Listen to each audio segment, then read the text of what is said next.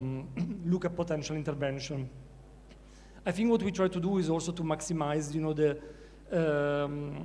the opportunities that is coming from floods. We have floods and droughts recurrently. So what we thought was something really rare, instead is becoming really recurrent. Long droughts and then floods. How can we maximize the use of this water for recharging, for example, groundwater? This can be done through managed aquifer recharge. And this is something that we are addressing through UNESCO work and through synergies also with other agencies. We are preparing a joint program in water with 11 United Nations agencies, working together with our competitive advantages to build a program for the government that can really tackle climate action and water security when we look at with the lens of climate change. So what we develop in UNESCO is an approach that look at different tools that we develop, and they are open access, so they can be taken and deployed in the country. And this give an advantage that can be transferred, the knowledge can be transferred to the government, for example. And for this set of tools, what we try to do is to make sure that every decision is based on facts, on data. And then we use prioritization criteria to understand how vulnerable is the resource, for example, groundwater, and how vulnerable are communities to prioritize intervention. And then there is the part, once we have this information, of providing the services like the livelihood and the knowledge transfer, capacity building. And what we think is very, very important, and we should be talking in this venue, is the knowledge management. How do we share this information? How we make sure that this information is accessed and used for policy, for example, change? And in that sense, UNESCO has been working within a program called Groundwater for Resilience from the World Bank and the GAFA, which is the Groundwater Access Facility, for developing a groundwater data hub that harmonize the data and share with everyone, making open access, trying to make sure that the data that are in these platforms are of good quality and can be used, because only with that knowledge we can understand what needs to be done and how to manage our resources. Right.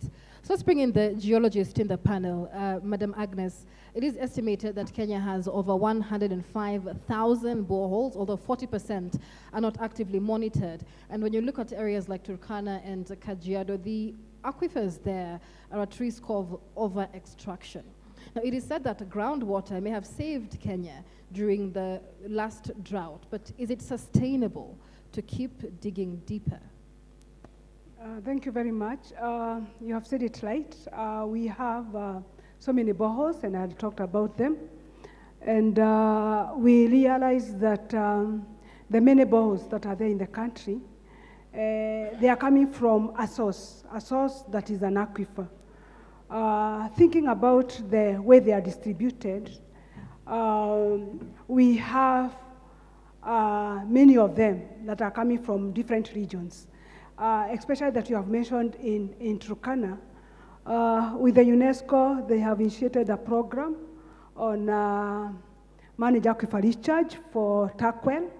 And Turkwell, they are targeting the aquifers that are there, especially the Napu. Napu aquifer in Turkana, which is a shallow and fresh. And so it is getting a lot of recharge from the Turkwell River. And so because of the geology of the area, it allows the percolation into that aquifer. It is also at a risk because you realize the headquarters of the Turkana County, it is on the aquifer. So together with another strategic aquifer, that is, you realize it was mentioned here by the Water Secretary, that is Mete Aquifer. Mete Aquifer is also a transboundary aquifer, and it is also shallow, and so many boreholes have been drilled to tap water from that aquifer. It's just like, an aquifer is just like the way you can have a river and you're abstracting a number of you, and so you are all tapping from the same aquifer, which is shallow, and it's also strategic in that area because it's shallow and it's also transboundary, and so it's shared between us and the neighboring country. The issue of sustainability of these boreholes, especially because it is just like a buffer during the climate impact issues. During the dry season, we use those boreholes, the groundwater. It is a source, and it is very strategic, and it's a buffer because it is resilient. But the abstraction of it now needs to be known because it varies from place to place, and it varies from an aquifer to an aquifer. We mentioned about Nairobi and the abstraction that is there. And for us as a center, the much research that we have done, it has indicated that majority of those aquifers are at a threat.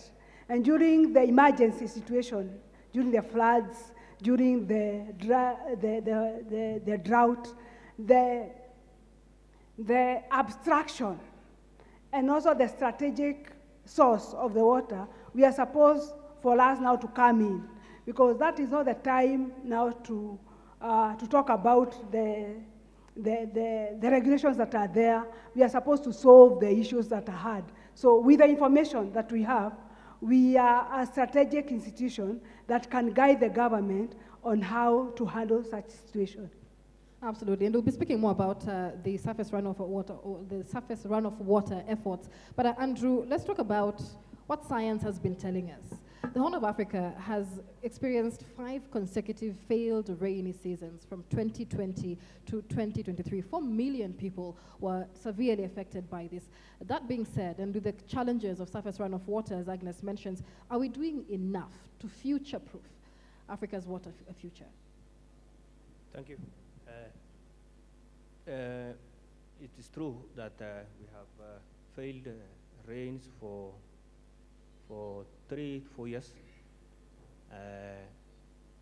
but I can say that one is not always. It's not always that we get, we don't get rains throughout the year.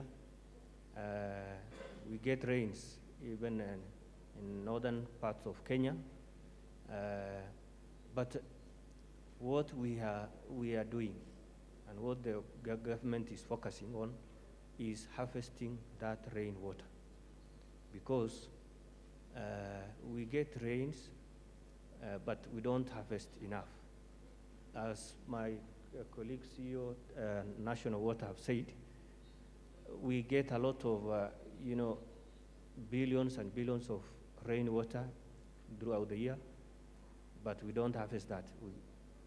So what we are doing now is focusing on harvesting that rainwater. What interventions would you say your agency has put in place to harvest rainwater? What we are doing water pumps that are mega in nature, because once we harvest that water, in most of our areas it's a flat. So what we can do is we are doing mega pumps that can retain water to the next rainy season.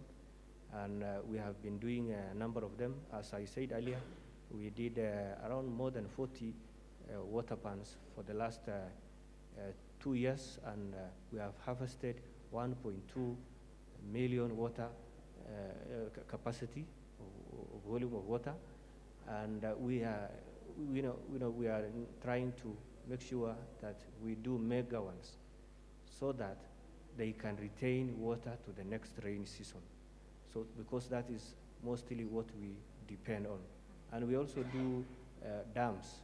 One of a good example is we did Yamo Dam in Marlal, which is complete, and with a capacity of 1.5 million meter cubic. And it is one of the major ones in that region. And we have designed a number of projects that we are pushing for funding to ensure that we harvest water. All right, I'm glad you mentioned the issue of funding, Mr. Rotich. Judging from what everybody on the panel has said, the issue seems to be lack of harvesting rainwater, a problem with surface runoff in urban areas. Is there a funding challenge in implementing the solutions that have already been laid out, day in, day out? Why are we not implementing these solutions? Thank you so much. In terms of funding, I'll give an example of my institution. We have a strategic plan for the next 5 years, that is 2023 to 2028. And we have lined up a number of activities that need to be done to ensure we have sufficient water and sanitation services in the region. But to be honest, we have a serious challenge with financing. North Rift, for example, requires an amount of 122 billion shillings over the next 5 years to be able to implement what we want to do. That is the reason why we really need to work with the private sector so that we are able to raise this funding, whether through PPP or any other avenue, so that we are able to finance our projects. So funding remains a key challenge for most of these agencies to be able to do what they are planned. What does collaboration look like between your agency and the different county governments, different agencies like geologists, for example? What does collaboration look like to ensure concerted, integrated efforts towards one outcome?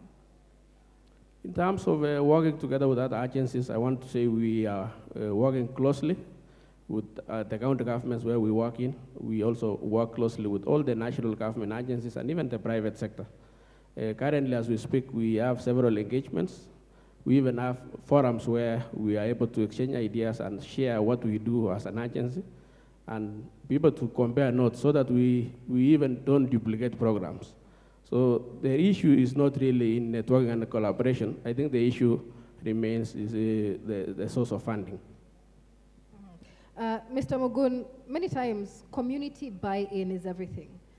When you're talking about, putting together efforts to harvest rainwater, for example, what is the level of civic education, so to speak, to these communities when it comes to water harvesting, the processes they can use to harvest water? Is that being done on the ground?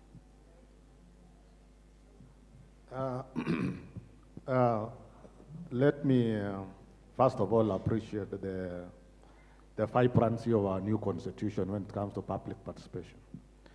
And our society is well knowledgeable nowadays that they are aware of all these negative effects about climate change and even their actions.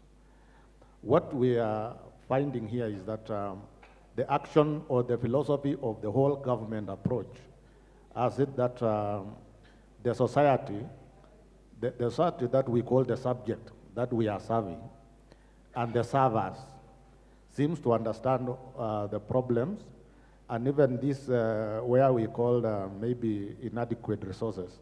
We know the government is working within its best to ensure all these problems caused by climate issues are solved for the betterment of the society.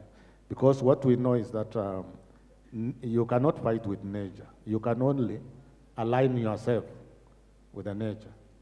And what the government is trying to do is actually to provide actions that are sustainable and that are resilient to the change of nature. And for your information, the society is well aware. The government is doing its best to even educate the masses in areas where the flood effects are going on, in areas where droughts are going on. So, and the public are responding. That is why the issues of planting trees within the catchment areas are also an action of the whole society. So that we want to control the runoff from the catchment areas that goes and disturb the people downstream, so that we manage to keep the runoff within the river stage. So as far as that, all of us in this room and outside this room and within the country, we are well aware of what's happening, and there is a concerted effort within the public and the government. Thank you. Right. I know you mean well when you say that the government is doing all it can, but if you live in Nairobi, 15 minutes into a little rain and it's flooded, you can barely cross the road. So, Agnes mentions in urban areas, we have a shortage of underground water, aquifers, surface runoff, the water doesn't seep into the ground. Let's talk about the case of Nairobi, for example. Is the government really doing all it can? And why is it that we keep seeing floods after rains? How hard is it to put in these interventions after we see 1 day of floods, 2 days of floods? Why do we have to see it 2 months later? What is the challenge there?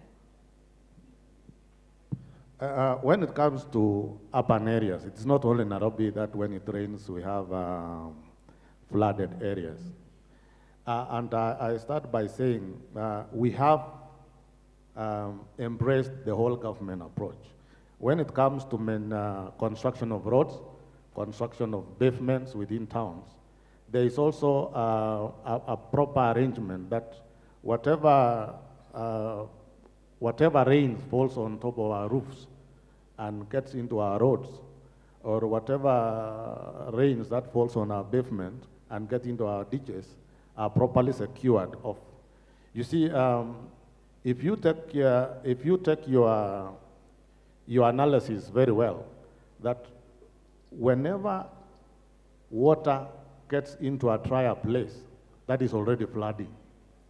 And what the government, and if you take your analysis very well, the previous years and the years that is coming, or the years that has been following each other, there is less and less flooding issues because of what the program has been put in place.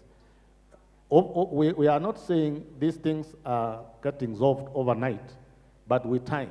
If this program is enhanced the way we have come through, then with time we shall not be seeing flooding in Nairobi.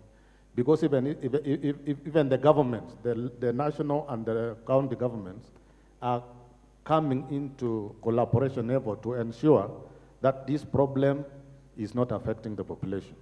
Thank you. All right. Mr. Christian Beretta, the UNESCO itself has supported Kenya in many different ways, even through the enhancement of the floors system. There's been different seasonal forecasting collaborations with agencies like ISPAC itself. But are we training communities on how to interpret early warnings using these systems? Yeah, thank you for the question. Yes, but the information should be there, also the community level, actually at every level, going from national to county government to community level. In that sense, a lot has been done, but more should be done to protect the communities and to make them more resilient. Of course, there's a part of the knowledge of what is going to happen on flooding, when flooding is going to hit, and how the impact of this flooding will be, which can then inform, but what is going to happen. But for sure, there's a lack of, let's say, communication at every level in the country. But possibly more effort should be put there.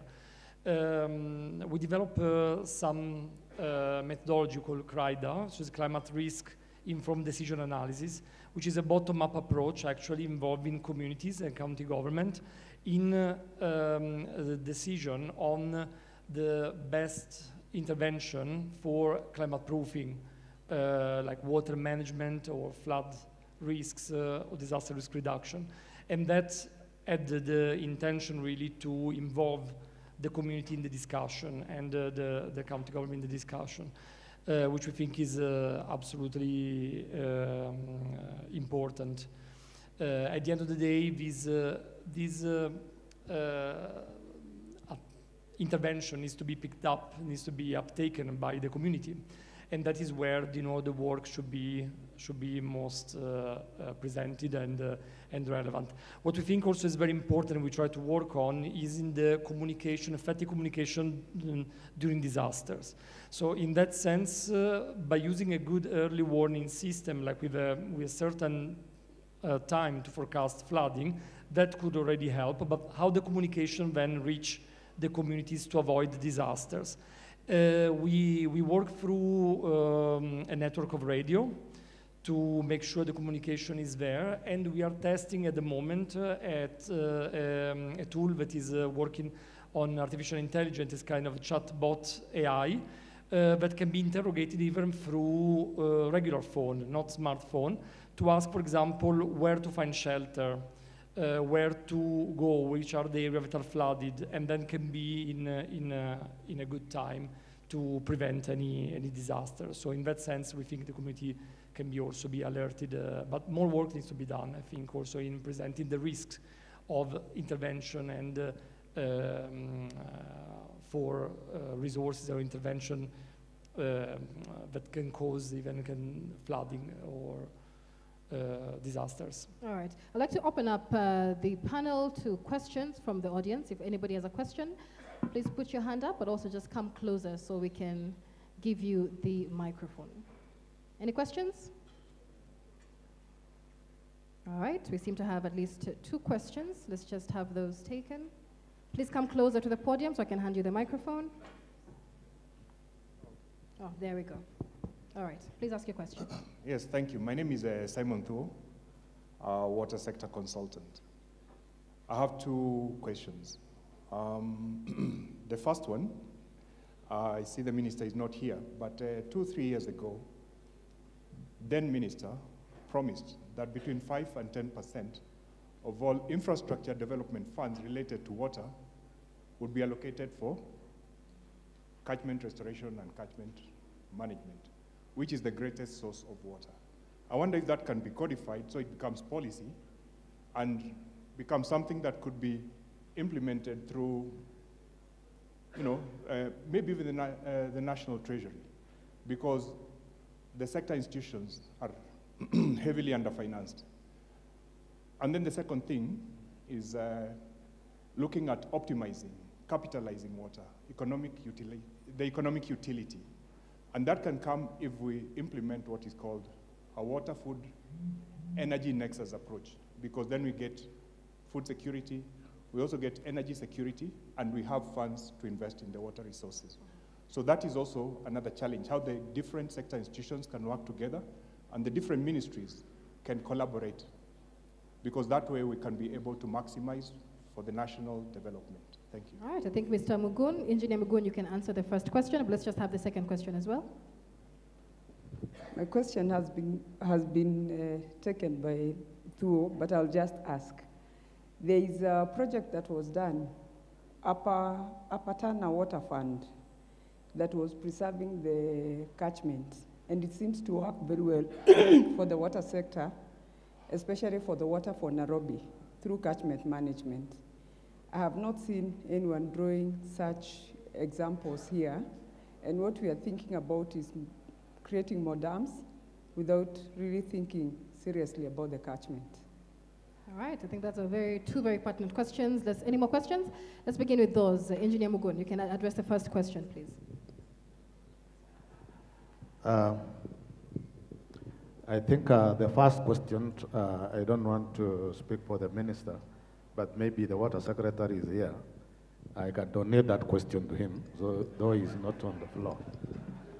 But the second question about coordination within ourselves as the water actors in meeting the issues of, in ensuring whatever we do benefits the society. And for that, I'm assuring the participant that the government is already holding us together as the water actors, because we know that as water is harvested, it needs to be transmitted to use. And if the point of use is 100 kilometers away, there must have been an agency harvesting, there must have been an agency transmitting to the point of use, there must be an agency taking after the point of use and discharging the wastewater safely into our river course. So I think we are also under the water secretary in that effect, and I think he's busy arranging the program so that all of us come together, because whatever the resources we have is one resource, and the natural resource that we are harvesting is one, and the people we are feeding is one. So I think in terms of synergy, we are ready to do that, and we are able to. So let me donate some minutes to Water Secretary to do so. Thank you so much. I'll take the question asked by Simon Tuo. And by the way, Simon Tuo worked with us in the ministry for many years. So he's somebody who grew up to the almost director level. So he understands the sector very well. And he's right on the promise that we had given about catchment restoration. And he's right that it was 2 years ago. Now, that 2 years ago came in because we were revising our regulations, and we were putting in enhanced water use charges. Previously, we were charging only 50 cents per meter cubed for a consumption up to 300 meter cubed. That is from 2002 to 2020, when we are now revising. So we were revising, taking it, that particular time we were taking it to 5 shillings per meter cubed, up to a consumption of 300 meter cubed, and above that, 6 shillings. But then there's a mistake that happened in the processing of the regulations. The regulations, when they were being taken to National Assembly, they missed Senate. So Senate nullified them. And somebody found an opportunity to go to court. So we had to revise them downward again. So we revised them now to 2 shillings, up to 2 shillings per meter cubed. So we project through Water Resources Authority that will be generating some money. We will be generating some money annually, maybe up to 5 billion. And we were saying we'll work out a formula. Certain percentage will go into restoration of the catchment. Worldwide, catchment is restored from water use charges. And worldwide, the practice is 70% goes to the catchment, the 30% is used in operations. So we are about to work on our levels of operations. Either 50, we have to put the suggestion 50% goes to restore the catchment, 50% used by the Water Resources Authority for their operations. So that is the way to go. So Simon is right, and Simon, now we have a new regulations, which we are just starting to implement. We're just starting to build. Once that money is generated, it will go back to the catchment. Thank you so much. All right, and as we wind up, just the interest of time, let's have the second question addressed. And I believe, Agnes, I can give you that question, because the question is, we're looking to build more boreholes and build our capacity for surface runoff water, but nobody is talking about the water catchment areas. What do you make of that question, and how can you answer her? The issue of catchment management, together with the drilling of more boreholes, is an intertwined issue. The catchment management, per se, it means that the ground cover, the vegetation, should be put in place so that the water is given resident time so that it can be able to percolate, just to tap the water so that it can have more time for percolation. Vis-a-vis the issue of the boreholes, it is a dire issue in our country. And so when you have good catchment management that has the capacity of tapping the runoff, it can be able now to replenish the aquifers by a natural way. And so most of the dry boreholes that we have in the country can be replenished by that. And so I would encourage much of it, apart from now the artificial way of doing it, that the catchment management is put in place. Thank you. All right, thank you so much, Agnes. And due to the interest of time, we will wind up this conversation. I've been calling you our underground water whisperer. You seem to understand quite a lot about that sector. Agnes Mbogwa is a geologist and the CEO of the Regional Center for Groundwater Resources. And sitting right next to her is Mr. Andrew Rage. He is the CEO of the Northern Waterworks Development Agency. Next to him is Mr. Edwin Rotich, CEO of the North Rift Valley Waterworks Development Agency. We also have Engineer Julius Muguna, CEO of the National Water Harvesting and Storage Authority, as well as Mr. Christian Beretta, who is a UNESCO representative giving global insight into climate risk prediction and early warning systems. A big round of applause for our panelists, please. All right, I'd like to invite our panelists to move to the front for a photo session, just as we did this morning. Thank you so much for being part of this conversation. Do stay tuned as Nina Shaban introduces the next panel. All right, let's appreciate Michelle Ngele. Tafadhali tumpigie makofi. Thank you so much for being the driver to that particular conversation. And another round of applause to our panelists. Ladies and gentlemen, let's appreciate them. Thank you. That was a conversation on Marty's climate. All right. So coming up next is our fifth conversation, panel discussion on Marty's financing that shall be spearheaded by our very own Zainab Wandati, the editor of Climate and Young Audience. But you're a bit too calm, so I'd like for you to please stand up. Naomba msimame. Just a nice stand up. If you're at the back, make a nice walk to the front, and if you're at the front, do the same to the back, and then you come back and sit down. Yeah? Nice. Stretch, have a conversation, shake hands, exchange cards, take a nice walk. Stretch your legs. Make sure you're stretching properly. Thank you. Wonderful. Okay.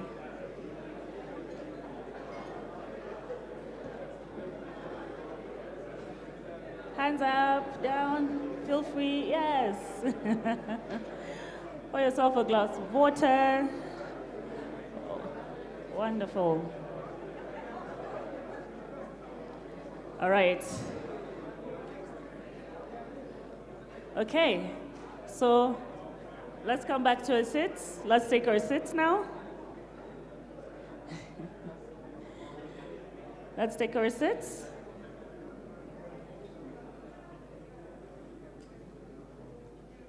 Good. That is a necessary stretch so that we ensure we are alive and awake for Zainab's session. Zainab Wandati is going to be speaking on Marty's financing.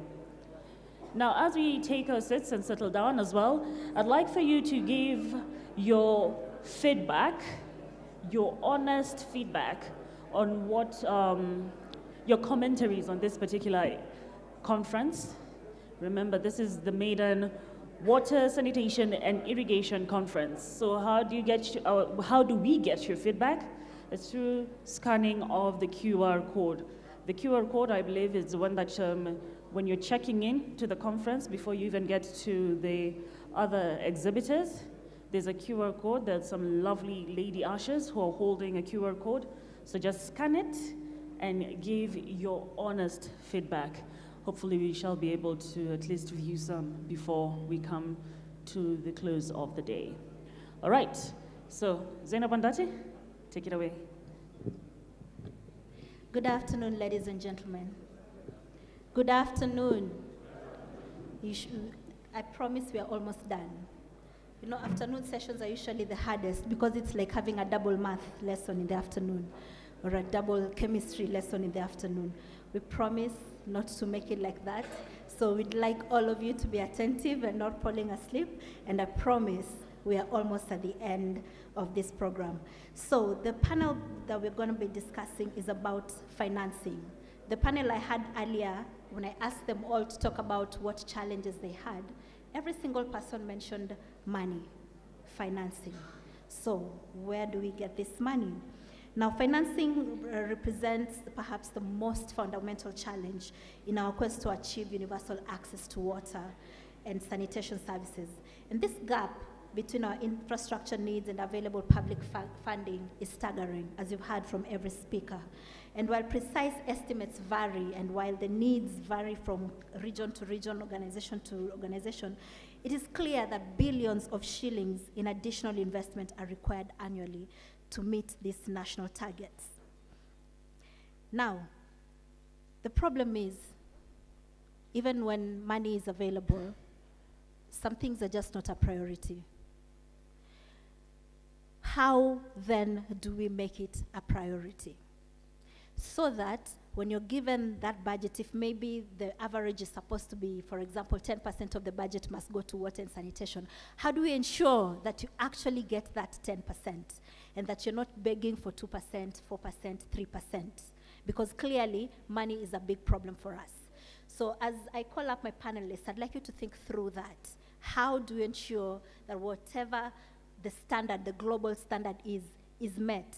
Even if not within our internal resources, but external resources. And not only is this money available, this financing available, but also used the way it's supposed to be used, and ensures that water and sanitation services reach every single person in the country. Because, like I said, in 2025, it's not acceptable that we are still saying sewerage, water and sewerage coverage is like an average of 30%.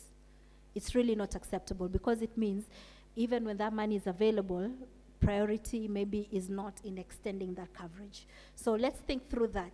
Now, I'd like to call up my panelists. Willie Sombai, CEO, Water Fund. Tafadhali karibu. After Willis, we have Richard Cheriot, who is the CEO, WASREB. Hey, today I'm just hanging out with CEOs. That's great. Maybe there's a CEO title in my future. Engineer Joseph Kamau, CEO at the Waterworks. Karibu sana. Engineer Charles Mwasia, CEO, National Irrigation Authority. Karibu sana. Engineer Fidelis Kiengo. Chengo, is it Kiengo or Chengo? Chengo, from Tanathi, CEO Tanathi. Karibu sana. I'm also glad to be the only flower in this team.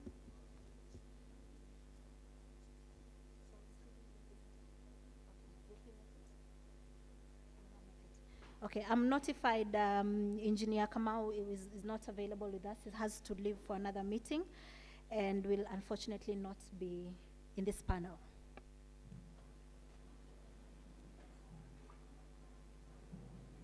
Gentlemen, how are you feeling? You okay?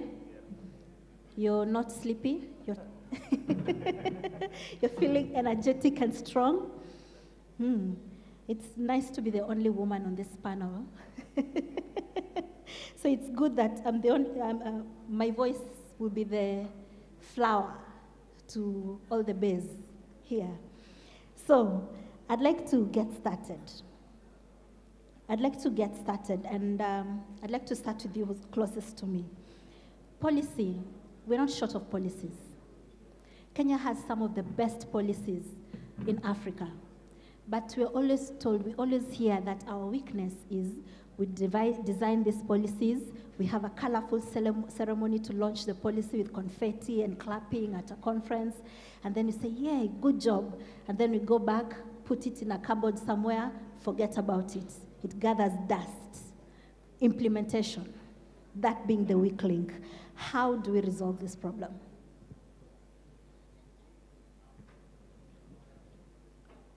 Thanks, Zainab. My name has been said, I'm Willie Sombai, CEO of Water Sector Trust Fund, and it is a pleasure for us to interact again on this session.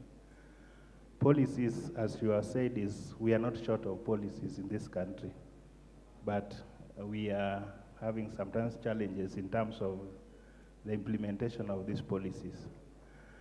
Every document, policies, strategies, normally will have a component of monitoring and evaluation.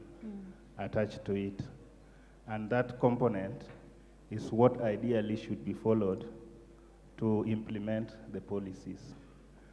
Secondly, policies can only be implemented when we have resources.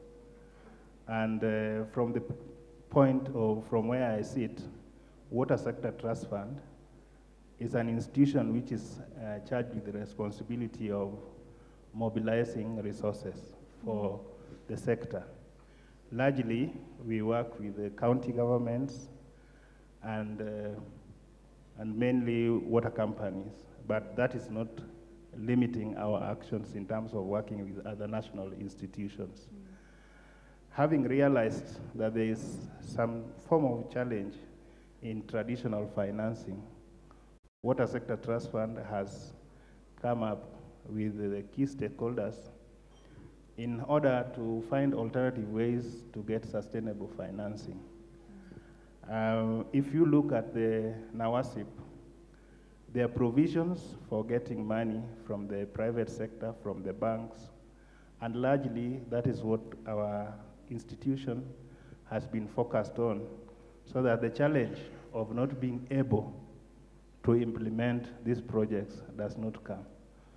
So for us, what is key is getting this money, financing, and then doing monitoring and evaluation. And that, to an extent, will help us in making sure that the policies don't gather dust in the shelves. Should we be designing a policy if we don't have the money to implement it? Policy, for me, is a statement of intent. The intention of what the government, the intention of what the ministry wants to do. And part of that should be also how the resources will be mobilized to be able to implement those intentions. Like the NAWASIP, which is currently the ministry policy in terms of how the various needs of the sector will be met, has a requirement of slightly over 1 trillion because of the exchange rate now. But it also shows the intentions of where is this money going to come from. Okay. Now, Chengo, I'd like to know, sanitation, still a major problem in this country. Earlier on, we talked about the people who dig their own boreholes, they have their own septic tanks. In the media, we don't have a shortage of stories where raw sewage has been released onto the road. And in fact, a lot of private developers' buildings take advantage of the rains. When it's raining is when they release this raw sewage. Why is sanitation still a pain for us in 2025? The issue of sanitation has been thus for quite a while in terms of under prioritization. There are two fronts you can think about it. In the other round, it's not a very easy topic from all angles to talk about it. Basically, sanitation, we are talking about safely managing human waste. And it's not really a very good topic. It's not very positive amongst decision makers. And it's not easy in terms of prioritizing. So the focus has been only on water service provision. Sanitation has laid back behind in terms of prioritization and financial resourcing. And that's why the ministry has come up now to do the National Sanitation Management Policy, to give the general policy guidelines in terms of safely managing resources. There's a new focus. The drivers being that there's the constitutional provision for sanitation services for everyone. We have also the international SDG framework that gives the issue of safely managing sanitation services. And that's why now, as a policy in the government, apart from what was discussed by Engineer Lima, in terms of financing water resources management, now there's also a policy guideline that as we do project implementation, we also think about having a component of sanitation to ensure that we manage sanitation or human waste safely. Okay, I'd like to now jump to Engineer Mwasia and talk a little bit about irrigation. Now, irrigation projects, we have this ambitious plan as a country to put at least 1 million acres of land under irrigation. But if you look in many places across the country, irrigation projects suffer sustainability challenges. Sometimes it's because the community, challenges with the community, but after that initial investment is pulled out, that project suffers a sustainability challenge. Why is this the case?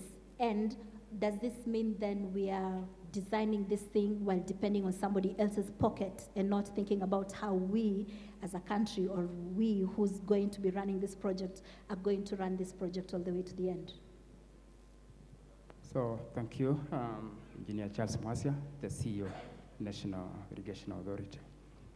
First of all, just as a way of introduction, the total potential of irrigation in this country is about 3.3 million acres. Today in the morning, and my PS was here, what has been exploited is about 750,000 acres or thereabout. And half of this rests with the farmers. And the other bit of it is the private sector. Now, when you look at the framework which we have put in place, and I think the issue of NISIP, which was launched the other day, is a framework in which we are looking at the way we are going to onboard the private sector and also the farmers themselves to be able to partner in terms of irrigation development. And, you know, NISIP has several pathways, and 2 or 3 of these pathways are very distinct in terms of involving the farmers, in terms of, you know, them contributing so that we can be able to partner with the government and be able to own the projects so that sustainability can be an issue. Now, when you look at the journey which we have been working with the farmers there before, in terms of financing the projects, we have been relying on the exchequer. And much of it has been, we do the projects, and when the project is finalized, we hand over to the communities. And sometimes there is what we call IWAS, Irrigation Water Users Associations. We train the farmers and hand over the projects to them. Most of the times, the farmers, because of capacity, they are not able to fully utilize and put into production. So there's low productivity.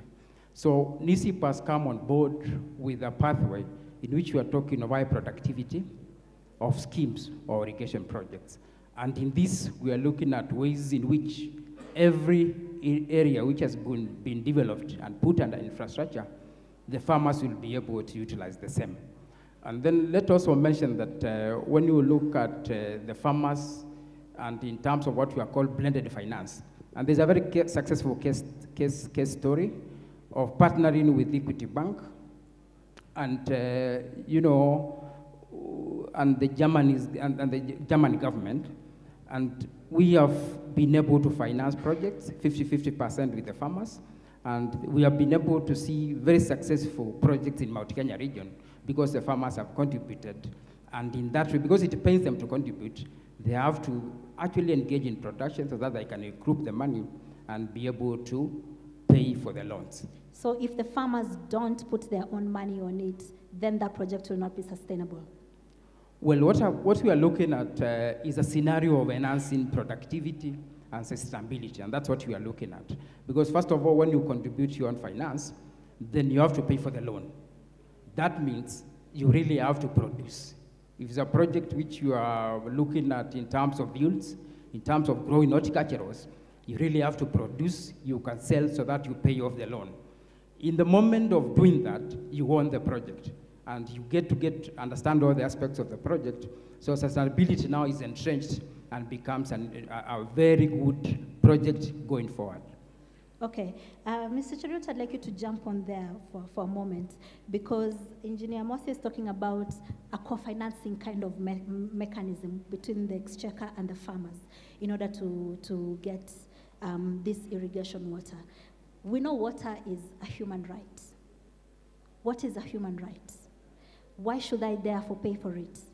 Shouldn't it be like the responsibility of you as the government to ensure that water reaches me so that I have access to it whenever I need it, so that if I need to put it under irrigation, the only thing I'm doing with Engineer Mwasia is asking him for the knowledge and not the water itself? Thank you very much, Zainab, and I think I want to, from the onset, there's been a bit of confusion as to what WASREB is. I know in the morning somebody said Water Sector Regulatory Board, but we are the Water Services Regulatory Board. And like you rightfully said, that Article 43 of the Constitution, WASREB is that institution really that is the custodian of that right on behalf of the Kenyan citizens. So we are there to ensure that that right is there. Of course, the Constitution is very deliberate in terms of this is a basic right, yeah?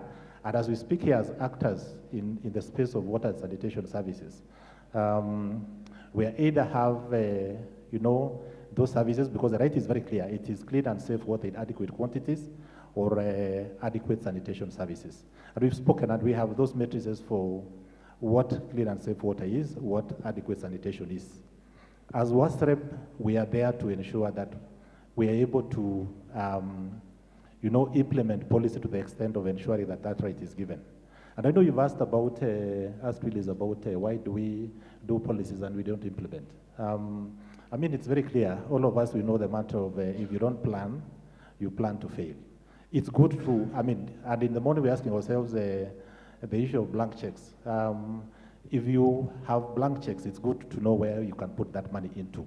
So the critical aspect in terms of, ensuring that that right is given is for us and WASREB as the custodian of that right to be able to track how we are doing as a sector in terms of where we are. So we on an annual basis track, and we say that this is the level of access in terms of water and sanitation services. But I know, of course, that the access, we have people who don't have access as of now. As much as we are saying you can't survive without water services. All of us know that 70% or 50 to 70% of bodies by mass or by weight is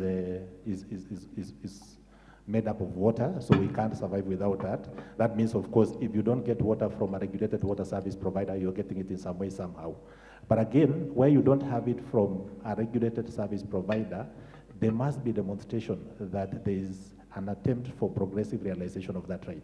And that's why the Constitution is very clear. Where we don't have the service, we must demonstrate that, we have the plans to deliver, and we, on an annual basis, demonstrating that we are making progress. And that is the only way we can actually be able to, as a country, be able to get ourselves to the national visions. We've said the SDGs are 2030, the national visions are 2030. So in the next 6 years, what are we doing to close the gap that is there in terms of the right to water services? If I don't have, or if you don't have water services as a citizen, the person who is the duty bearer in terms of that service provision, and I'm happy this is a shared function between the national government and the county government, should be able to explain that if I'm not able to give you this service as of now, this is what I'm doing to ensure that you get that service. Yeah? So they must give a plan, and that plan, of course, should be clear, and we are the ones who then come in to say, are these plans being realized? So when we talk about financing and we talk about these other things, for us as WASREB, we don't quite get so excited in terms of the amount of resources that we require, which is really very good. We need this amount of resources to get ourselves to 2030. But again, more critical for us is how efficient are we in terms of the use of those resources. So it's critical that as WASREB, we are able to track that, and we are able to explain to the 50+ million Kenyans where they stand in terms of access to water services. You have it now, and if you don't have it, what plans do we have to ensure that that right is realized? Okay. Thank you. Engineer Chango, why is water not free? Why is water not free? Why do I have to pay for it?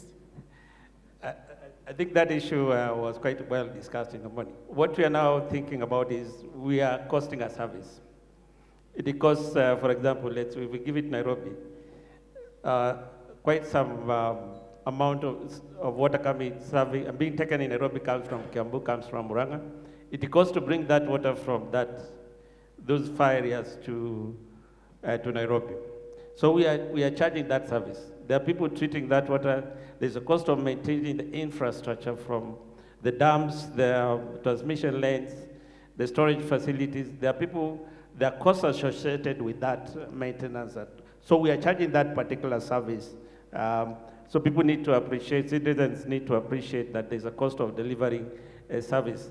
There are people in Kitengelas, people in at River, who are taking water that is coming from Muranga, for example, from Nyandarua, and it costs to bring that water. So that's the cost that we are putting into the bills. And the regulator, like I said, he makes sure that both ends of the parties are taken care of. The service providers, the environment is taken care of, and the consumer is taken up. Okay. Given that water is not evenly distributed, we still suffer equity challenges, and the most affected areas are usually the marginalized parts of the country. Do you think it's fair to also charge them the same way for water? Wouldn't it be more humane, perhaps, to find other financing models that will then make this water free for them? The regulator will be better speaking to that, but I think that the cost of water is per region, per project, for example, per water supply, because the cost of delivering that service is very different. And for each region, we have master plans defining what needs to be done, how we provide services to each of those regions, whether it's urban, peri-urban, rural, or the mainstream urban centers. So the cost of that service will depend on the cost of delivering. You'll find that, for example, in areas where they are served through gravity systems, most likely, definitely, to be cheaper. The cost of delivering that service will be cheaper than where we have areas where we're doing pumping. So it's specific to each of the regions, depending on the cost of delivering the service. Okay. Are you making a profit? Are you making a profit? As an organization, are you making a profit? Maybe on the same note, can I donate this question to WASLA? No, you as Tanathi, yes. When you look at you've sold your water, you've sold your services, are you making a profit? No. Why not? One thing, because the service provision is given by utilities, WSP is owned by counties. There's so much demand, they're not even be able to meet the particular demand. So the resources, even what they recoup, the revenue they're able to generate, they're not able to generate any surplus or any profits. Whatever excess they get from, in addition to the operation and maintenance cost, they put into extending services to the others who are underserved. So no profits are being declared in the region. Okay, so Willis, on the same, no profits being declared.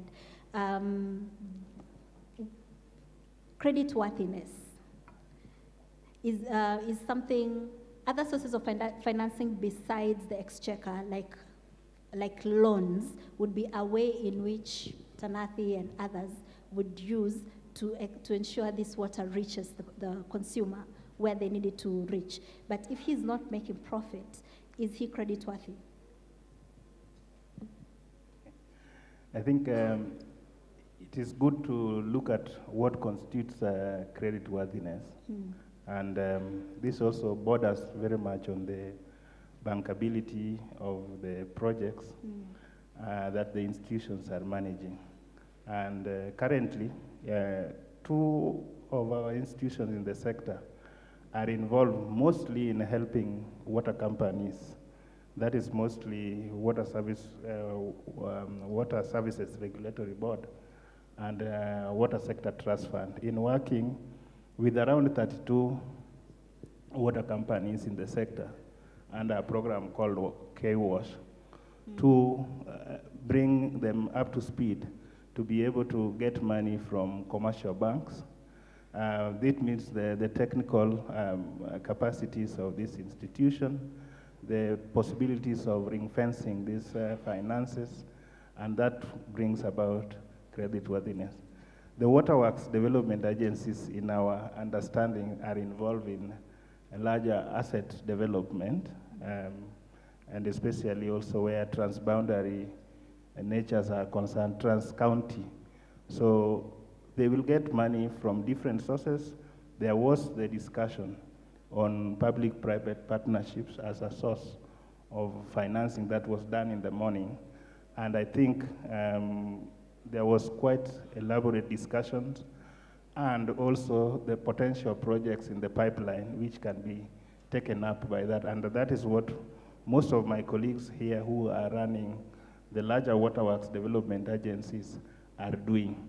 And also the possibility that once these projects have come to fruition, then they are able to sell the water to the water service provider. So there's a linkage, and in the whole entire ecosystem, there's a role for each of the institutions, the waterworks development agencies, following the repeal or omnibus amendment of Water Act 2016. They are now allowed to develop these assets and sell the water.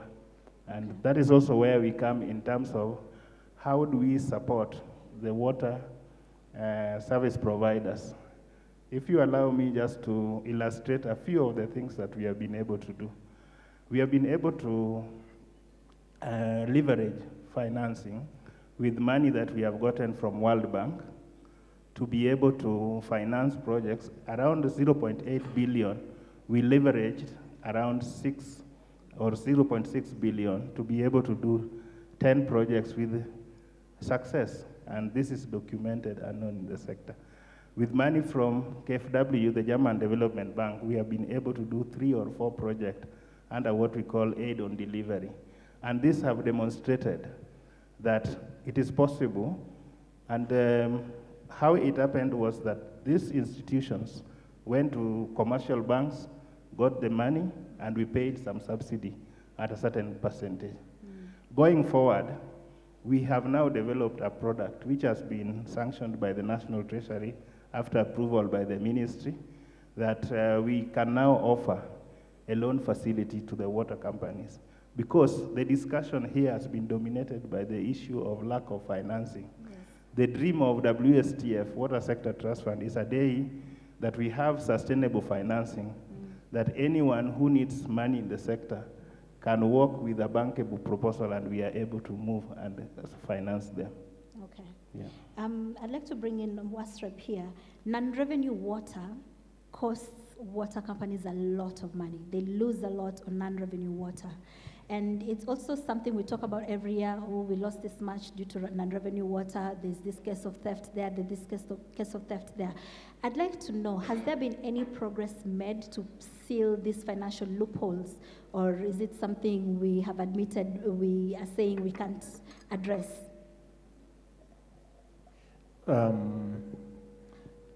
Definitely there have been attempts to deal with this, because as a sector, we are quite alive to the implications of that huge level of losses. In the keynote address by the CS in the morning, we mentioned figures of 43%. So the latest assessment that we did as WASREP puts the level of water losses at 43%. In monetary terms, and this we are saying because we are in a financing session, and when you look at the current tariff and that level of losses at 43%, that translates to close to 11.2 billion shillings. That 11.2 billion shillings has already factored in the allowed level of losses of 20%. So just saying, move the sector from a performance of 43% to 20%. In securing the 23% that we are losing, we would actually be securing close to 11.2 billion shillings. 11.2 shillings against, I know we've talked about 995 billion as the requirements for the National Water and Sanitation Investment Plan, and that translates to about 142 million annually. Then you'd actually be saying almost 10% of what we require annually to finance NAWASIP can actually be financed through the savings from non-revenue water. But just to speak to the issue that you've said about what are we doing, and you know, we are releasing our next report in terms of tracking sector performance next month, which is the 17th edition, and we tracked how the sector has performed in the last about 16 years, because the reforms date back to 2002. And it's one of the sector indicators that has really not really performed in terms of improvement to the desired levels, because we started at close to about 60%. Nationally, we have actually come down only 17 percentage points in about 16 years. It's stagnating, but critical for us is, we have put forward all these interventions. And I think the peers mentioned about almost 4 interventions. We have developed standards for the water service for the sector in terms for non-revenue water management, just to help the water service providers deal with water losses. But again, in the licensing framework for the water service providers, we have a clear, performance mechanism, where we actually say for the period of the license, for the key performance indicators, this is how we would want to see the sector develop over that period of time. NRW is one of those KPIs that we commit to. But again, we haven't gotten to the desired levels. I think as actors, as the different actors in that space, it is critical that, we have these concerted efforts. As we have the right policies and the ministry has rolled out the non-revenue water management standards, the regulator will work on, that enabling environment for the water service providers to be able to do what they are supposed to do. The water service providers have to do what they have to do. But again, as the public and as, the bigger stakeholders, what do we need to do in terms of, addressing this challenge? Our estimation is that the bulk of these losses are really commercial losses and not physical losses. Because if you're looking at the city of Nairobi, for example, where we're losing close to 50%, if that 50% of the 500,000 plus is physical losses, then I would definitely be seeing pools and pools of water in this city. That tells us that the bulk of those losses are commercial losses. And the standards we've rolled out basically seek to ensure that you're able to clearly distinguish how much of your losses are commercial losses, how much of those losses are physical losses, and what can you do. And moving away from, addressing this challenge from a conventional means to really now work with the private sector and saying, can we have performance-based contracts to deal with non-revenue water management? Yeah?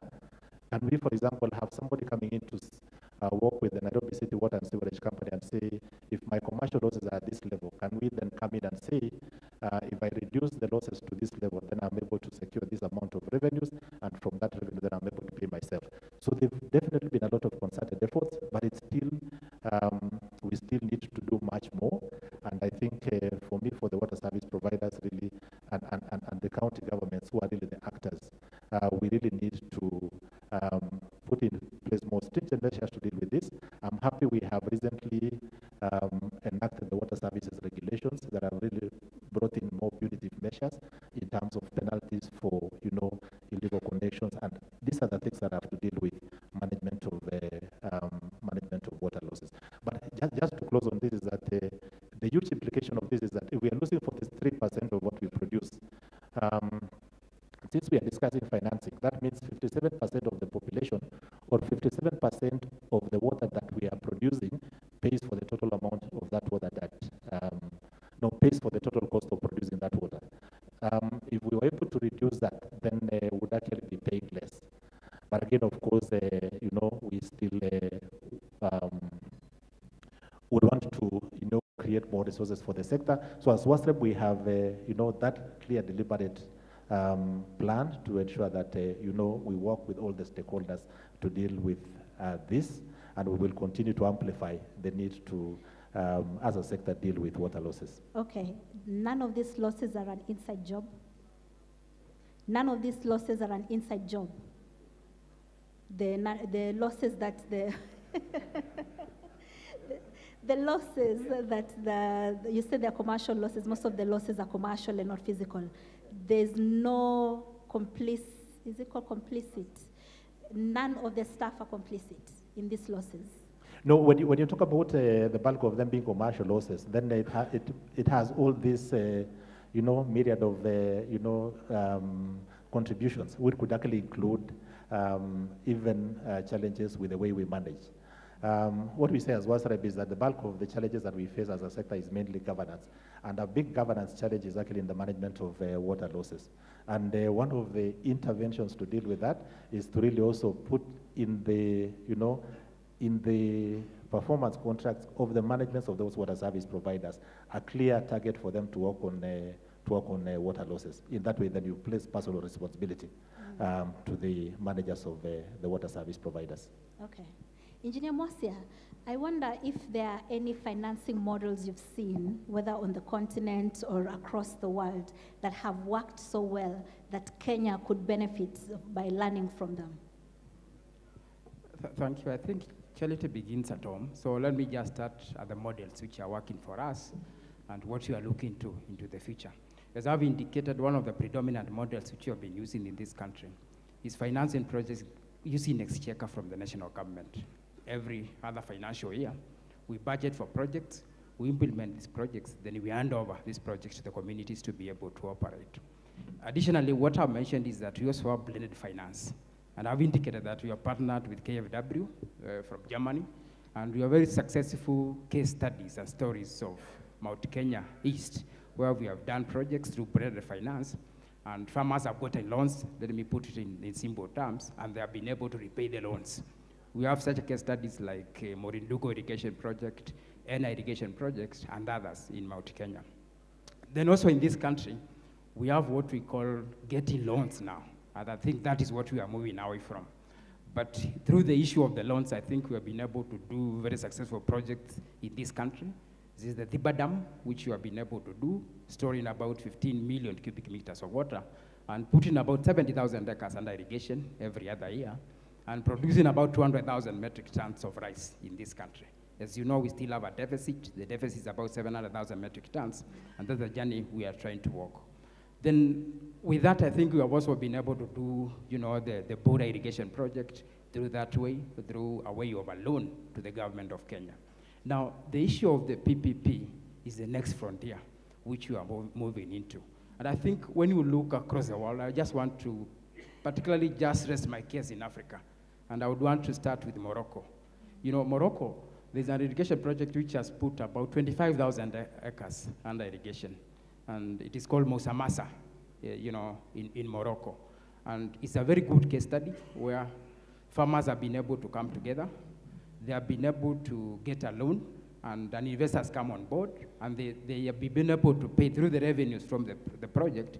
They have been able to repay. So this is a very good case study, which we are cross-monitoring, so that we can be able to emulate and be able to implement in this country.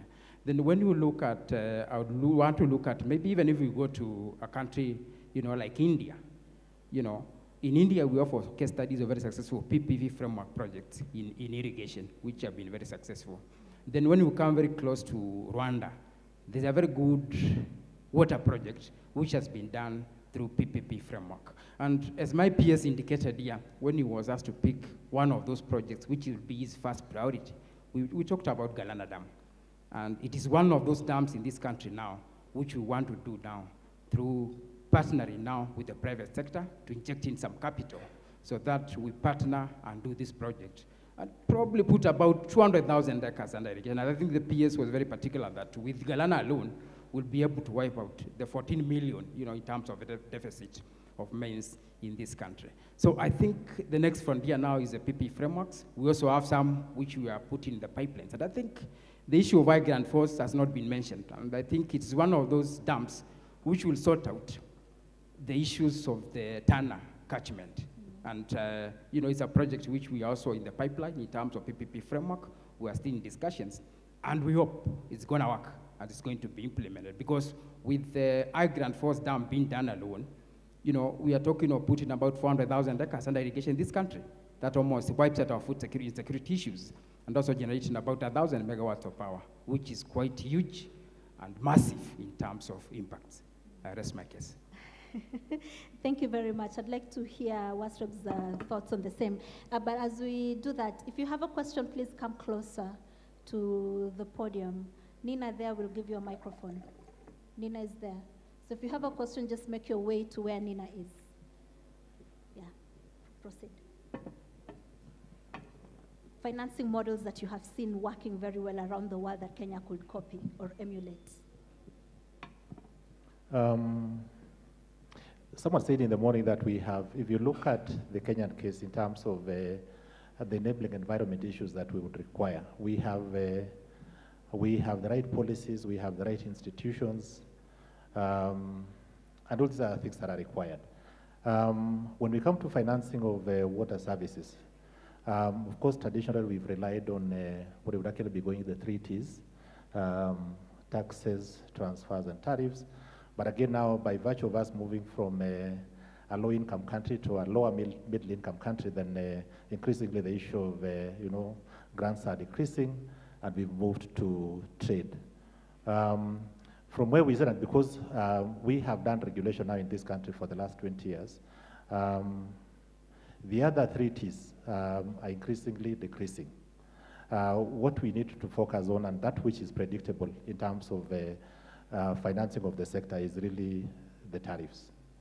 The last 3 reports that we've released have actually put the level of cost coverage for the water service providers below 100%.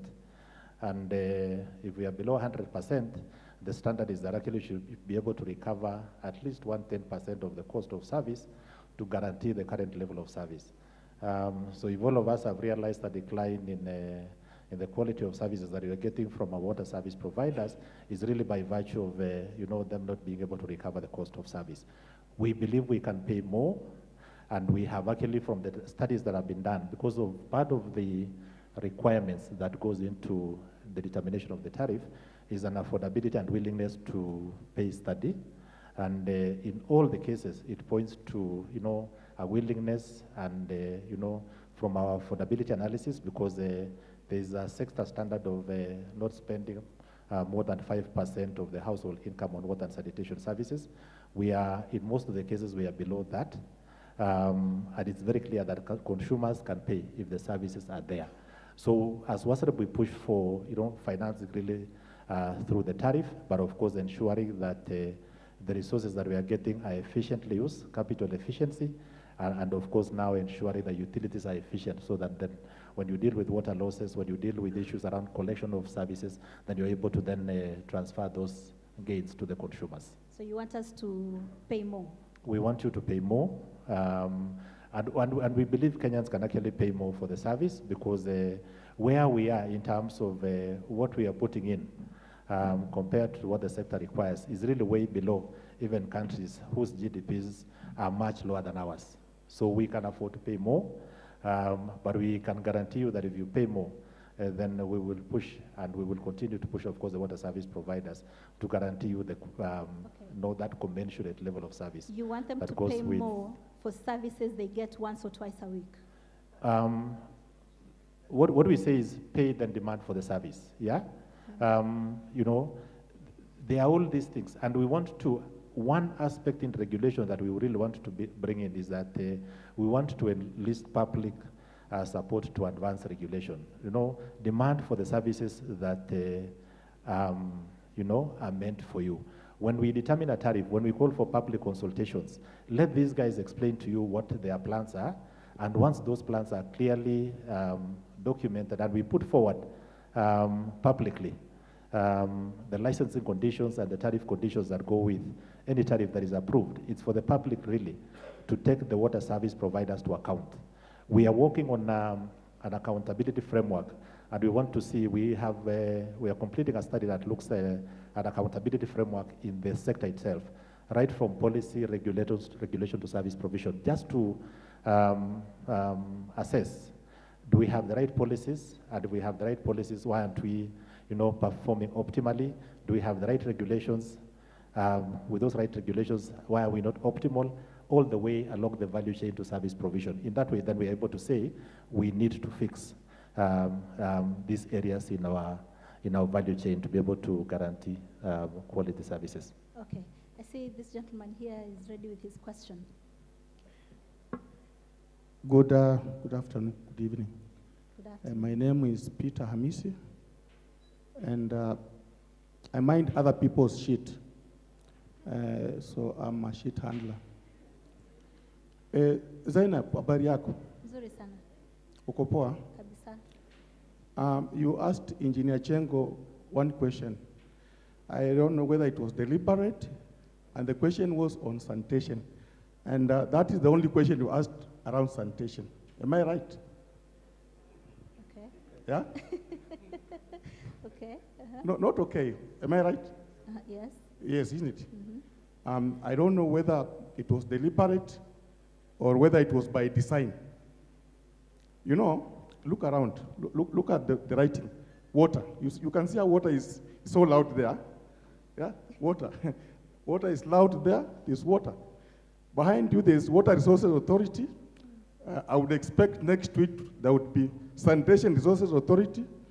There is WASREB, Water Services Regulatory Board, there's no Sanitation Services, you know, just look around. Water fund is there, there's no sanitation fund. So, what does that mean? That means that is called marginalization. For lack of a better word, that is called marginalization. Let me continue. The water sector is here. The water sector is here. We are also, as a sector, saying that we also need a sanitation secretary. We need to save on time because we have another topic after this on sanitation. Yes. So we have not ignored. Yeah. So nazuiliwa kuongea kwa sababu kuna another topic. So I should just, what I'm saying is this, let me just, to cut the long story short, that there cannot be accountability without representation. Okay. I think that's where my question ends. There can never be accountability without representation. Thank you. Okay, right. I'm sure the panelists in the next session have heard that, and they will address all of that questions. There's one more question. There's one. Oh, there's one more question, okay. Yes, good afternoon. I am David from a water treatment company called Aquasol. So my question it's about irrigation. So I've heard engineer talk more about how they are planning to improve irrigation. And most of the talk is about water harvesting and construction of dams. So my question is, how is the ministry aiming to target small-scale irrigation? So that is for small-scale farmers who are around rivers, who have wells, because that also can also be a big contributor in terms of food security and in terms of acreage, in terms of the size of land that is under irrigation. Thank you. Okay, that sounds like Engineer Mosia's question. All right, Zainab, I also need to let you know that we're behind time. Yes, yes. You need to After wind up. Engineer. So thank you for that. And I think, well, let me say that we have dams across this country. And just to mention a few in terms of supporting the small-scale farmers, when you look at Pekera Irrigation Project, which is predominantly farmers, we have a dam there called Radar Dam, which we are also trying to package so that you can support the farmers. When you go to Turkana, there's a lower dam, which we're also targeting to put about almost 60,000 acres under irrigation. Predominantly, these are communities. And I think it cuts across the whole country. When you go to also Migori, we are targeting to support the farmers in Lower Kucha through the construction of a dam. So it is not that when Galana has just been mentioned and I Grand Force Dam, there are no dams we are doing, but those ones happen to be in the forefront, but we are working on all of them holistically as a summit. All right, thank you very much, gentlemen, for making time for this panel. I'd like to invite you to take a step forward for a photo.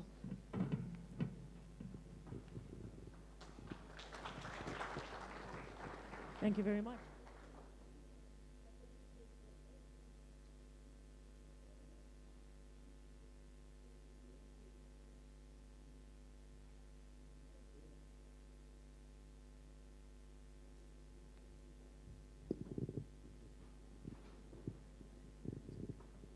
Okay. Let's appreciate Zainab Bandati, ladies and gentlemen. Zainab, I believe that's your last session for the day? No, that's your last session. Yes? All right. So once again, Nomba tumpigie makofi. She's done an amazing job. That right there is Zainab Bandati. She is the editor for Climate and Young Audience at the Nation Media Group. We are getting to our final session by the beautiful and well-versed Michelle Ngele Odhiambo. Michelle is going to be engineering or rather driving a session on sanitation management. So, Mr. Hamisi, there you are. Now your questions can check in, okay? Now you can ask all the questions that you need to ask when it comes to matters sanitation. Are we awake? All right, so hello. Hello. Ah, great, great, great, great. Once again, I'd like to say thank you very much for being with us this whole day.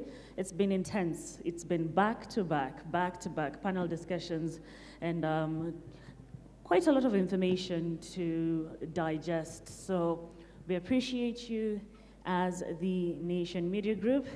So I think our very own Michelle Ngele is ready, so take it away. This is the microphone. Okay.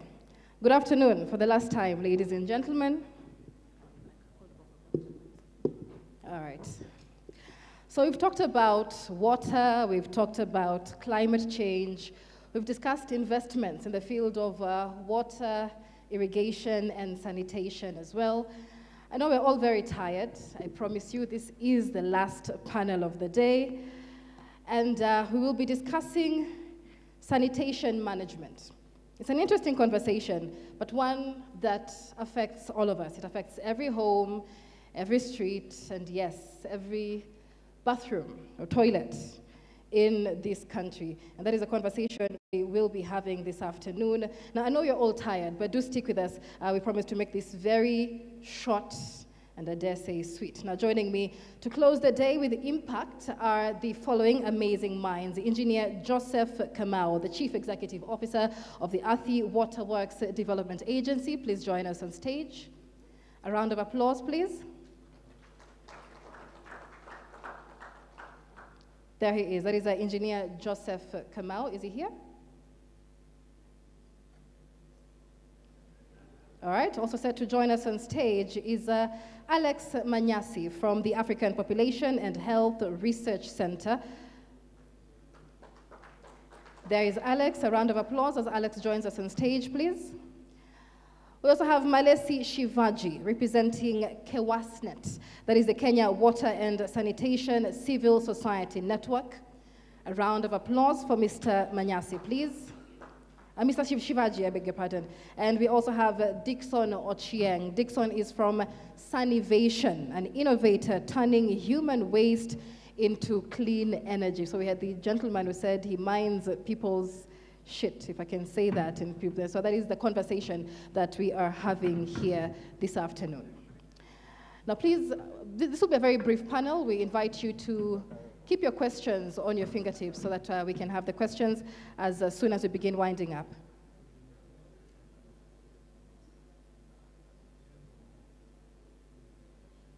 All right, I understand that Engineer Joseph Kamau will be represented by Mary Maina, the only lady in this panel. So that is a welcome development. A round of applause for Mary, please. All right, thank you all. Let's begin the conversation. Do you have a microphone?